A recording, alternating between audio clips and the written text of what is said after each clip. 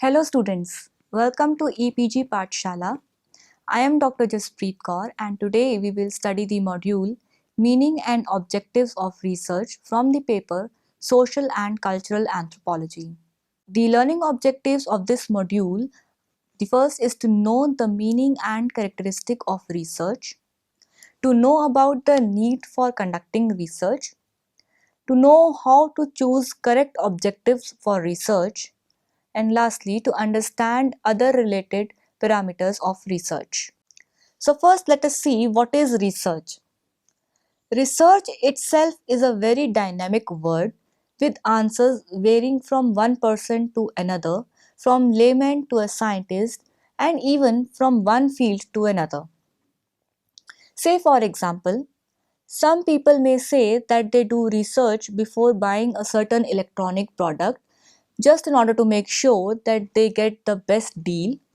And similarly, a couple or a family may research different websites to get the cheapest rates for airfare or a holiday package.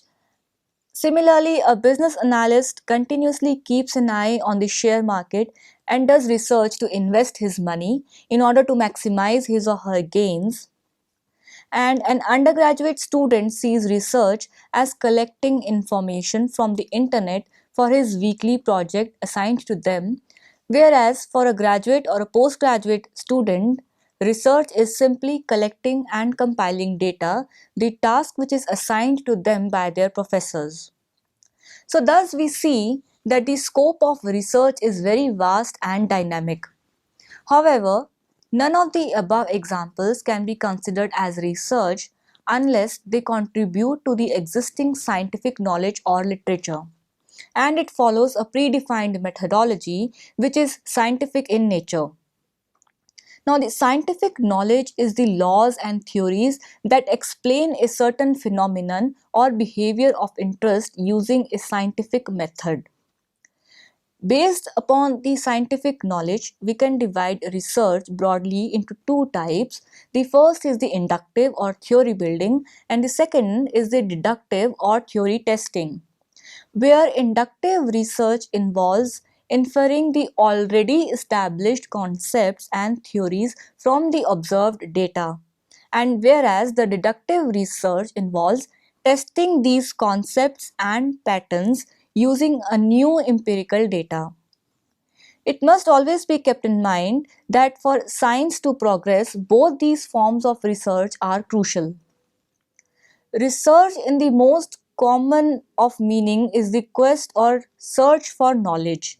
The Oxford Dictionary defines research as the systematic investigation into and study of materials and sources in order to establish facts and reach new conclusions. Now, these conclusions and facts form a database for the future research. So, thus, we see that research is not limited or it is not bound to any specific subject. Since acquirement of knowledge is a continuous process, so is the research. Its boundaries are very fluid, but the results are confined and scientifically proven. Research isn't limited to any specific subject. Technically, research comprises defining and redefining problems, formulating hypotheses or suggested solutions, collecting, organizing, and evaluating data, making deductions and reaching conclusions, and finally, carefully testing these conclusions to determine whether they fit the formulating hypothesis. Now, two scientists, D. Schlesinger and M. Stephenson, in the Encyclopedia of Social Sciences, define research as the manipulation of things, concept, or symbols for the purpose of generalizing to extend, correct, or verify knowledge, whether that knowledge aids in construction of theory or in the practice of an art. So, thus, we see that there are various definitions of research, but the aim of doing research remains unchanged across all the fields. Research, on one hand, finds solutions to the existing problems, and on the other hand, adds to the existing knowledge, giving a different perspective and insight. When we refer to a research study, it encompasses a process that is within a set of approaches using techniques and methodology that is already tested for its validity and reliability, and the outcome of process or research is always unbiased. Here, philosophies refer to the procedures applied, for example, qualitative or quantitative, and reliability and validity refers to the accuracy of the procedure and the quality of the procedure that duplicates the result if the same procedure is followed over and over again. And unbiased and objective means that the procedure is free from any personal bias on the part of the researcher. It is also to be mentioned that the level of achievement of these criteria and the accuracy with which these are obtained may vary from one discipline to another. However, the complete absence of the above mentioned criteria does not qualify an activity to be labeled as research. Let us look into the various characteristics of research. Now, we all know that any good research must address the question with the basic characteristic that designate the process as research. Now, these steps must always be controlled, rigorous, systematic, valid, verifiable, critical, as well as empirical. Conducting a controlled study often is a challenge, especially in anthropology, where two factors affecting the relationship cannot be controlled as can be in a lab-based study. This is so because the factors in question are at times living human subjects, or at times a research involves issues that are very sensitive to control as they are deeply related to human emotions. Further, the process or the procedure may be rigorous, that is, the researcher must ensure that the procedure followed is relevant, appropriate, and justified. There should not be a conflict or doubt with regards to the relevance of the research undertaken by the researcher. It must be mentioned here that the degree of rigor may vary from one field to another and from one study topic to another. Say, for example, eating habits of a study group are highly relevant in study undertaken on metabolic disorders in physiological anthropology, whereas it might not be that relevant in a study on fingerprints in forensic anthropology. Now, the next characteristic is systematic, which means that the study or the research process must follow a sequence that logically terminates into results. The process has to be sequential, follow a certain pre-decided logical pathway and not a haphazard one, which not only would result in insignificant results but also result in waste of resources. Valid and verifiable are the next two important characteristics that any research process must possess. It simply means that the conclusions or the findings obtained in one research are correct and can be duplicated when similar research is carried out by some other researcher. Empirical, the results or conclusions drawn upon are based on data or evidence collected from the subjects. Criticality is another aspect of research, which means that the procedures and the process used is foolproof and thus stands critical review. So thus a process of inquiry that has all the above characteristics can be called as a research. Now you must be wondering, why do we need research? It is apparent fact that human technology and ways to study humans is changing at a very fast pace. To fulfill the ever-changing demands, research is required, without which the existing scientific knowledge would become redundant. We need research not only for the betterment of the contemporary human populations, but also for a better future for the generations to come. To cope with the ever-increasing load on the natural resources, we need advanced scientific ways which can help ease the burden and make human life more in sync with the nature. Thus, human development is incomplete without research, which is central to sustainable development. Research promotes scientific thinking, conclusions based on empirical research, and encourages rational thinking, warding off the traditional skepticism. It gives way to an unbiased outlook and logical reasoning. Without accepting the scientific way of thinking and rejecting the blind faith, authoritarian attitude, and subjective approach, no subject will bloom. The significance of research can be understood from the fact that it is central to policy formulation, be it in any field like economics, science, or social science.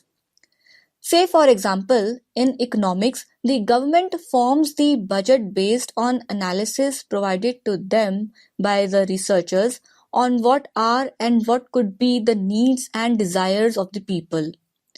It gives an array of options to the government and an opportunity to check the feasibility of each policy separately as well as combined. Market and business research is another important area where research is required to understand the present trend in the market and to make policies for production, circulation, and sales. It involves minimizing the production cost and maximizing the profits without compromising on the quality of the product. Now, be it any product related to health or FMGs, research is important to fulfill the present and the future needs. In the absence of proper and deep understanding, effective marketing, appropriate pricing of the product, the health status of a population group can be affected. For example, a manufacturer of a condom without properly studying the needs and perceptions of the people can neither earn profits nor benefit the entire population as a whole. And finally, research is also equally important in understanding the social problems and studying the social relationships. Research in social science not only adds to the knowledge but also makes this knowledge applicable to practical purposes. Objectives of research. Further, there can be certain objectives with which one carries out a research, and based on the objectives, we can define the type of research. As we know that the scientific disciplines differ from each other in the object they study, thus having created their own predefined set of unique laws and theories. Despite the variation in the object of study, laws and principles, what brings together these scientific communities is the fundamental question, why? The answer to this very curiosity is met by common objective and type of research as per the aim of the study.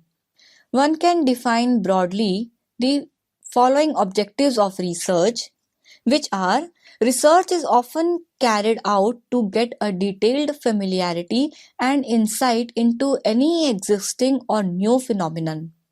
The data or results of the research are regarded as an addendum to what already exists if it is carried out in an already existing topic or area. Now, such a kind of research is often called as exploratory research or formulative research. When it describes the characteristics of an individual, an event, a situation, or a group in terms of precise and reliable observations, it is termed as descriptive. And when a research studies the aims at establishing a relationship between two or more variables and between events, it is termed as hypothesis testing research. And lastly, the kind of research that determines the frequency of occurrence of an event, either independently or in association with another event, it is known as diagnostic research. So now let us look into what are the reasons to research. What drives research or what attracts one towards research can range from purely personal objectives to the governmental needs. However, it is true that without motivation, one cannot harvest successful results and outcomes, which are the ultimate objectives of any research.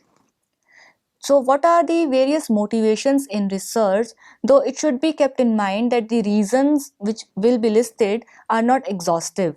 For some, it may be to attain personal benefits in the form of a PhD degree.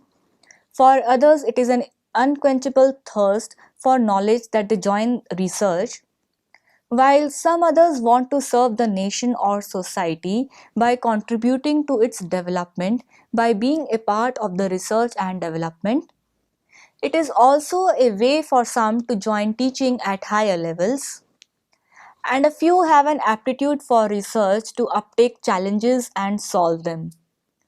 Besides these, research is also done as it is the basis of the evidence based policy making. A nation formulates its future policies based on the empirical data provided by the researcher, which reflects the current situation of various fields ranging from health to economy, from aviation to military, illiteracy to higher education, etc. So, the list of reasons explained is not exhaustive, and there could be motivations to do research which are beyond the purview of this module. Let us briefly also discuss the historical context. The first directory of researchers was published in 1906 by James McKean Cattell, the editor of Science magazine in United States, which included the biographies of almost 4,000 men who have carried out research work.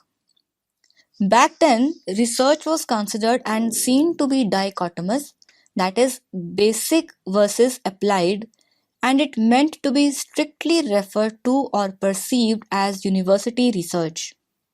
Now, this differentiation was largely based on the intentions of the researchers, which could either be seeking knowledge or applications rather than the methodology followed. And for decades to come, basic and applied would remain the only two categories of research that are discussed among researchers across the world. The words like inquiry and investigation were gradually replaced by the word research, which is an academic category. Before the World War I, majority of the social science subjects focused on basic research in order to gain status as pure and scientific disciplines. The World War I gave rise to need for applied and action-oriented research. And with the onset of the World War II in 1939, both the public and scientific communities strengthened their calls for research to participate in social and community action. The concept of positivism was given by French philosopher Auguste Comte, who is also the founder of discipline of sociology. In his concept, he attempted to blend rationalism and empiricism in a new doctrine and suggested that theory and observations are inherently dependent on each other. He further opined that theories are created via reasoning, and the authenticity of these is verified only through observations one makes. However, in the early 20th century, the concept of positivism was strongly criticized and was equated with quantitative research methods like the surveys and experiments without any philosophical commitments. On the other hand, anti-positivism employed qualitative methods like interviews and participant observation. Anti-positivism has been criticized on the grounds of not bringing about any change for the improvement of the societies, but only in its plain understanding of the society. Now we come to the topic unit of analysis. The first thing that a researcher must decide after what to study is who to study. Now, the unit of analysis is thus the person or individual, groups, organizations, technologies, countries, objects, either singly or in combination, that is the target of the underlying inquiry. For example, a researcher wants to study the shopping behavior, response to some new product launched in the market, or attitude towards the present policies, then the unit of analysis is the individual. On the other hand, if one is interested in knowing how teamwork affects the work output, then the unit of analysis is a group. If there is a study that seeks to answer the same research inquiry but in different cultures, then the unit of analysis would be country. It is not necessary that the unit of analysis had to be a human or a group of humans, it can be inanimate as well. So, what constitutes a good research? Despite the wide variety of research topics or the methodology adopted, a good research meets the bare minimum criteria to qualify as a good research. Now, the following are the criteria that qualifies any research as a good research. And what are these? The first is a good research is often systematic and logical. The research process followed, irrespective of the subject area, should lie in a sequence, and the steps followed should be planned well ahead, and there should be a logical reasoning to not only the process but also the results. The result of a good research are replicable. That is, it means if the same methodology or procedure is followed in a different population, the results they should be verifiable and they should be same. And lastly, a good research is empirical and it follows a concrete data set. So let us summarize what we have learned so far in this module. Research in the most common of meaning is the quest or search for knowledge. The Oxford Dictionary defines research as the systematic investigation into and study of materials and sources in order to establish facts and reach new conclusions. These new conclusions and facts form a database for the future research, and research is not limited to or bound to any specific subject. Since acquirement of knowledge is a continuous process, so is the research. Its boundaries are fluid, but the results are confined and scientifically proven. And any good research must address the question with the basic characteristic that designate the process as research. These steps must be controlled, rigorous, systematic, valid, verifiable, critical, as well as empirical. To fulfill the ever-changing demand, research is required, without which the existing scientific knowledge would become redundant. We need research not only for the betterment of the contemporary human population, but also for a better future for the generations to come. To cope with the ever-increasing load on the natural resources, we need advanced scientific ways which can help ease the burden and make human life more in sync with the nature. The first directory of research was published in 1906 by James McKean Cattell, the editor of Science magazine in United States, which included the biographies of almost 4,000 men who carried research work. Back then, research was considered and seen to be dichotomous, that is, basic versus applied, and it meant to be strictly referred to or perceived as university research. The first thing that a researcher must decide after what to study is who to study. The unit of analysis is the person or the individual.